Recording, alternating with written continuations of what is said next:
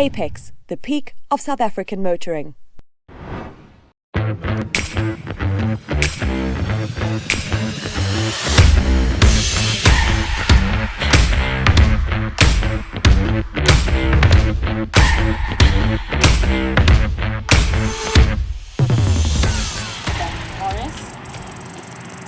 Peugeot Landtrek in the latest issue of Apex. You were at the local launch in Joburg. Yes. Apparently that doesn't affect your rating on it. Neither here nor there. If it wasn't a beautiful Cape Town, maybe... No, it definitely didn't affect my rating at all. It was a lovely drive, and especially on the off-road course we did, the 4x4 course, the Landtrek it was given the opportunity to show its 4x4 prowess, and I think it did very, very well. But anyway, so yeah, and it's always nice getting reacquainted with the car. I think to get more perspective on it, to see, but we did drive it. We do have a verdict of it in the latest issue 4. But just to see, but over time and driving it again, could our perceptions of the car have changed? Absolutely. I think so. I think even watching a B-rated movie, if you watch it by the third or fourth time, all of a sudden Deadpool is good. So I love Deadpool. I love it as well. You can't say that on TV. Love Deadpool. But I think the Landtrek is definitely not a B-rated bakkie. But in terms of pricing, this model, although very well equipped, I mean, it has a host of standard features. It compares with the 2.4 litre 4x4 Hilux, and then as well with the top-spec GWMP series. Which is a lovely car. I think exactly. From a pricing point of view and how that car is kitted, it's amazing. Yeah. I do think it's like lots of different cooks in this kitchen, but I do feel like there's a market for this particular. Yeah, I think I've seen a couple of them on the road, not as many as I'd like to see, but I do think there's an appetite for a French bakkie. You know? I don't know. I think there's a good chance that they'll do well. Pricing is a little bit on the high side, in my opinion. Yeah, pricing is paramount with this, especially considering the P series, and I mean the Hilux it's a staple in South Africa. Yeah, so. But I love how big this oak is. I love it. It's just like such a statement piece. It's like, whoa. Okay. So, design. When I saw the Landtrek first on press images and all of that, I did think, but okay, it looks quite well, but I wasn't sure. Seeing it in the metal, I'm not very fond of the styling. I do like a bakkie that looks, I mean, those like American bakkies, but I think this is something completely different in our market. It looks more elegant, more stylish. I mean, as Peugeot cars do. I think this is appealing to a new bakkie buyer, as in like a first-time bakkie buyer. Like especially someone who's kind of taking that lead from either a car to SUV to a bakkie or SUV to bakkie. Like I do think from a styling point of view, like I do think that will kind of hit the sweet spot with the non-traditional bakkie driver. But yeah, like, well, I wish this was like chrome and the line was black. How cool would that have been? That's like a missed opportunity. But anyhow, like this works. A pity it's a bit plastic. A little nudge bar on the front's great. I think the Landtrek branding on there. The lights are cool, like a Peugeot accents in there. So like the front, I don't particularly have an issue with it. So it definitely draws attention, and that's what some people want, of course. I mean, some people prefer to go under the radar, but as we said, it's something different. It takes a more stylish approach rather than this more aggressive looking design. And I mean, it has all the chrome detailing, it has the diamond cut alloy wheels, the side steps, which also feature chrome, and that chunky door handles, which I really like. Do you like? I was in two minds about it. And I was like, oh, it's so big. And as you put your hand on it, it's almost like it goes smaller. Like it just fits. It's like this mold that just goes. I think we've covered the bases here. I'm excited to, any excuse to drive with you. Well, let's enter and see how it is. But so how have you been experiencing the Landtrek so far? The driving quality, the handling, the ride. What do you think? The actual ride, like, relatively on the firm side, and this car's already got 15,000 on the clock, so I do think it's been driven in. Yeah. A little bit of a firm ride for me, but general handling on the road has been as you'd expect from Peugeot's cars. Like, I've been well impressed with that. One thing that's like a little bit of a pitfall for me is it is quite loud. Oh yeah. And like the cabin, like no sound is kind of blocked. Like it literally feels like all the sound has been compressed in the cabin. And I know it sounds dramatic, but especially if you're hitting like 120 on the highway, like you can hear the car. And I know some people like that feel, and maybe they like feel more one with the car. I'm like, I can't hear for politica. So I think the biggest thing with it is, in terms of pricing, if you look at the comparable bakkies, as we mentioned earlier, the 2.4 litre Hilux produces 110 kilowatts. The GWM, however, produces 120 kilowatts.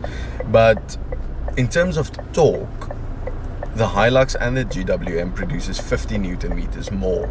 Which is quite a substantial amount. It is a substantial amount, because the Landtrek only produces 350 newtons. So for me, the biggest, I won't say let down necessarily, but I think a larger capacity engine, a bit more power, especially if you look at, it seems like, I mean, what people want in a leisure bakkie is sufficient power and torque. Like comparing this to like the Hiluxes of the world and the Rangers, like if you look at the base, what you get here, like there's a lot of stock standards. Yeah, a like lot. This is well equipped, and like small things like the panel over here where you lock and unlock the car and the hazards. I like these little switches. No, the piano keys. It's rad. That's something small. It's got like the kind of that fast charge USB. It's got a normal USB, and accidentally put on the hazards. I did like the House of Fist. This is so Bang and Olufsen, like the knob for the volume. Yeah. And I'm like, how nice to have an actual. What do you call that? It's not even an analog knob. It's like something that you can turn instead of going boop boop boop boop boop. The piano keys look good. I think it's solid, and it has become a Peugeot staple.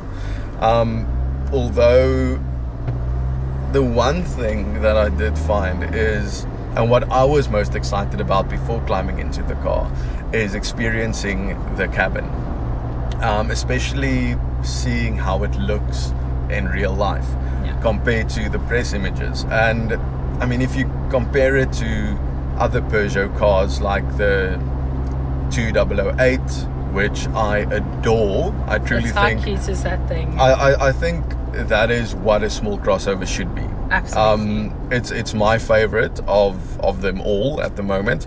But if you climb inside, the interior build quality, although not bad, it's not on par with other Peugeot cars, which I think it's a shame.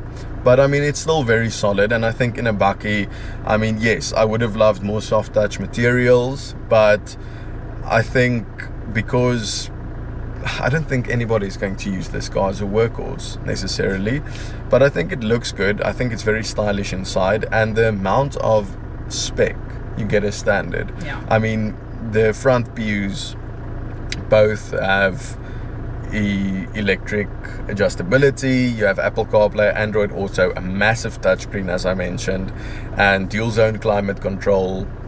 So I mean, how do you feel about the that 360 Oh, view yeah. camera. Like, is that like, to me it's, I don't know, like it's a little bit distracting at times, especially like while you're reversing, you can see like the normal back view, Yeah. and then the closer you get to the object behind you, it's like a top view. Oh, a bird's eye view, yeah. And that bird's eye view, like, to me sometimes throws me off a bit. Where I'm like, is it really that close? And then you like push it a little bit more. So I don't know how I feel about, like, I feel like some of these cars get too clever.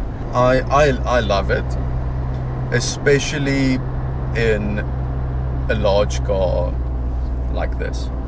Well, I like the fact that there's a lot of stowaway places, like the door panel, like, you know, like where you can put like a bottle Yeah. in, like a 2-litre bottle could even fit in there, which I kind of dig. Not that you cruise around with like a 2-litre Coke and like in traffic, oh yeah, it's just refreshing. Got cool cup holders in the middle, this very random one up top above Yeah, the I think passenger it's side. a bit small. Maybe for like a Red Bull can or Schecter's energy drink. I'm joking. This is not a You- sponsored ad though. Not at all. Not by Schecter's or Red Bull South Africa. We just have to mention that. But I must say the one thing I realized when climbing in, and that's something you don't get on all bakkies. The steering wheel has adjustment for reach and rake, which makes it so much easier dialing in your preferred driving position, Yes. especially when I don't mind the way you have to sit in Peugeot's smaller cars and crossovers. I mean, the steering wheel, that angular steering wheel sits, I mean, basically on your lap, and you view the display over the steering wheel. It does work though, but Yeah, I don't mind it, but I think for taller drivers, they might find it tiresome, or they might find it okay, but this seating position doesn't really work. But with this, I mean, the steering wheel, you look at the dials through the steering wheel rim. yeah. So I think the seating position is great, and yeah, I think the drive isn't that bad, but I would have wanted more torque. Yeah. And Who knows? They might just one day bring out something with a little bit more torque. yeah, Especially, I think they'll see on how sales is going here, because there's been rave reviews about this car. Yeah, look, I think this is a good car. It is a good car. Price point is a little bit of a problem, but other than that, it's got everything that you need. Like you said, like a little bit more soft touch would have been cool, especially for the market that Peugeot is after.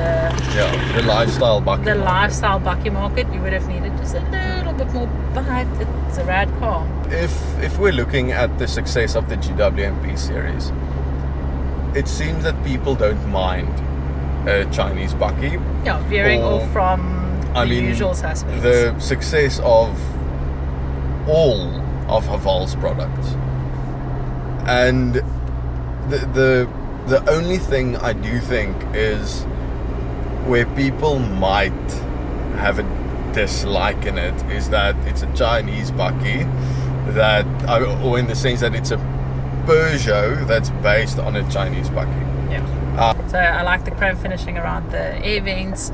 I like the general styling of the interior, and there's enough space for passengers. Everything, like the cabin is pretty good. I think that's the most likely the highlights of the package.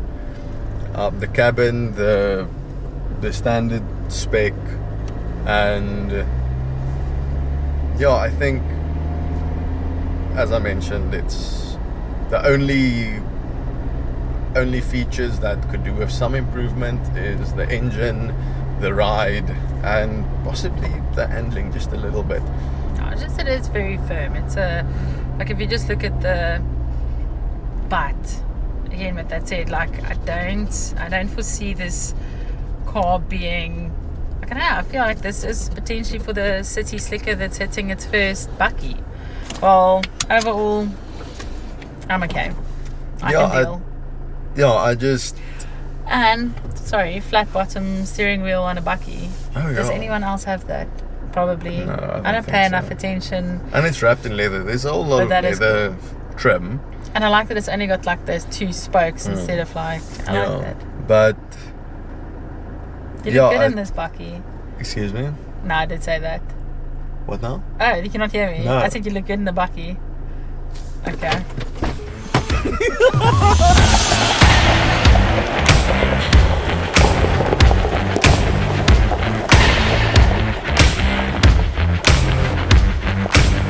Apex, the peak of South African motoring.